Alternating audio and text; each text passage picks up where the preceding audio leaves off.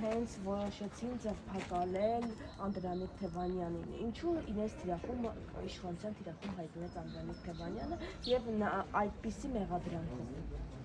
Նիկոլ Վովայի Փաշինյանը հասկանում է, որ հողը ոտքի տակից գնում է եւ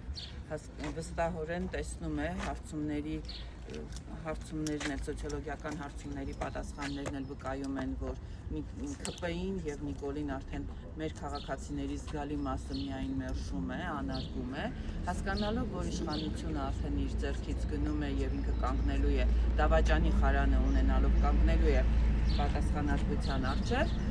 ստիպված է ամենաուժեղ իր հակառակորդներին, ընդդիմախոսներին լրացնելու։ Որպեսզի լրացնի, նա ընտրում է հենց այն ճանապարհը, որը ժողովրդական ասացվածքն է հուշում. հողը առաջինն է գոռում, հողին բռնեք։ Դավաճանը այս պարագայում առաջինն է գոռում, պետական դավաճանին բռնեք։ Հայաստանի Հանրապետությունում կա մեկ պետական դավաճան, եւ այդ մեկ պետական դավաճանը Նիկոլ Վովայի Փաշինյանն է։ 2020 թվականից այս կողմ նոյեմբերի 9-ի կապիտուլյացիոն փաստաթուղթը ստորագրելուց հետո պետական դավաճան Նիկոլ Փաշինյանը մտել էր բունկեր եւ վախենում էր դուրս գալ Մայրաքաղաքի Հանրապետության հրապարակ եւ հանդիպել քաղաքացիների հետ, այն քաղաքացիների հետ, ում որ հենց նույն հրապարակում 2018 թվականին վստահեցնում էր, որ չի հանձնելու Արցախը, ճղճղում էր իր ճղճղան ձայնով ասում էր, որ ասում են Նիկոլին բերել են, որ Արցախը հանձնի, հողերը հանձնի, եւ հենց ինքն էլ այդ ժամանակ նոյեմբերի 9-ին այնքան համարձակություն չունեցավ, որ գար կանգներ Հանրապետության հրապարակում նոյեմբերի 9-ին եւ ասեր, թե ինչու է գաղտագողի ժողովրդի թիկունքում առանց արցախցիների կամքը հաշվի առնելու, առանց Հայաստանի Հանրապետության քաղաքացիների կամքը հաշվի առնելու Արցախ կապիտուլյացիոն համաձայնագիր ստորագրել։ Նույն բանը արեց արդեն Պրահայում հոկտեմբերի 6-ին, Արցախը ճանաչելով Ադրբեջանի կազմում, այն պարագայում, երբ որ գոռում էր, թե Արցախը Հայաստան է եւ վերջ։ Նիկոլ Վովայի Փաշինյանը ինքը պետական դավաճան լինելով, հստակ տեսնելով, որ Անդրանիկ Թևանյանը գիտական մարդ, գիտնական մարդ, գիտական ուղեղ ունեցող մարդ, տնտեսագիտության գիտությունների դոկտոր պրոֆեսոր, հստակ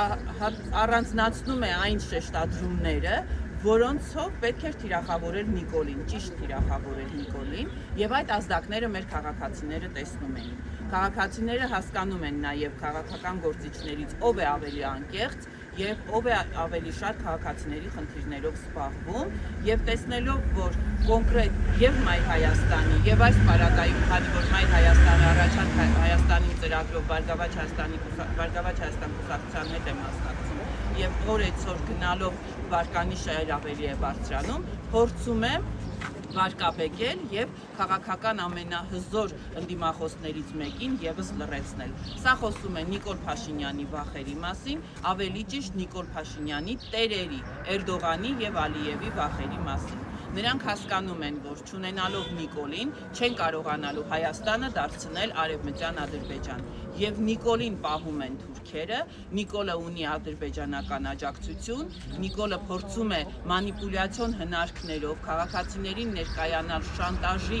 եւ ագրեսիվ լեզվով, այսինքն ժողովուրդը կարծես թե կրկեսի սիրահար լինի։ Մենք պետք է նաեւ արձանագրենք, որ Նիկոլ Փաշինյանը ժողովրդի քաղաքացիների, ընտրողների հետ հանդիպումներում չի ներկայացնում որևէ ծրագիր, չունի 2018-ից այս կողմ արած այնպիսի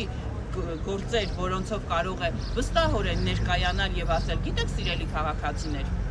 Արցախը այսօր ծաղկում է, մենք այսօր եռաբլուրում հազարավոր զոհեր չունենք, ռազմաքաղաքական մեր վերնախավը Արցախի այս պահին Թուրքի բանտում չէ, մենք այսօր հազարավոր տղաներ չունենք հաշմանդամ, անհետ կորածներ չունենք, Հայաստանում տնտեսական աճ է գրանցվել, արտաքին պարտքը չի գերաճ տվել եւ չի շատացել։ Մենք պարգևավճարներ չենք ստացել։ Գյումրիից քայլող թափառախումբը, որի անդամները սոված թափառախմբի անդամներ էին, այսօր միլիարդատերեր չեն դոլարային։ Նա չի կարող այդ ամենը ասել։ Ստիպված է ընդամենը ընդդիմախոսներին լրացնելով, որպեսզի Էրդողանի եւ Ալիևի վախերը բռնի եւ ասի, որ դե գիտեք, ես ընդդիմախոսներին լրացնում եմ եւ փորձում եմ ստեղծել հնարավորինս շուտ արևմտյան Ադրբեջան։ Միայն թե ինձ պահեք իշխանության։ Սա է Նիկոլ Փաշինյանի այն հրահանգի պատճառը եւ հիմքը, որը նա Վանաձորում քաղաքացիների հետ հանդիպման ընթացքում հանրահավաքի ժամանակ ղժժոցով, իրեն հարիր ճղճղոցով հայտարարեց եւ ազդարարեց։ Նաեւ սարսափելի է, որ այս հրահանգով Նիկոլ Բովայի Փաշինյանը ավիրում է, կազմաքանդում է իրավական պետությունը։ Իրավական պետությունում որևէ մեկը, թեկուզ երկրում ղեկավար նշանակվածը, իրավունք չունի իրավապահ համակարգին տալ հրահանգներ, այն էլ ապօրինի հրահանգներ, առանց հիմքերի եւ ասելու գնացեք մի քանի ժամվա մեջ տեսեք թե ինչ գործ եք կարելու, շուլալելու, բլանդելու, որպեսզի քաղաքական ամենաուժեղ իր ընդդիմախոսներից մեկին, ամենաառաջադար ընդդիմախոսներից մեկին լռեցնելու։ Սա նշանակում է նրա վախերը արդեն իրեն թույլ չեն տալիս մտածված գործեր անելու։ Ցնորքի մեջ է գտնվում եւ չի էլ հասկանում թե ինչ է խոսում։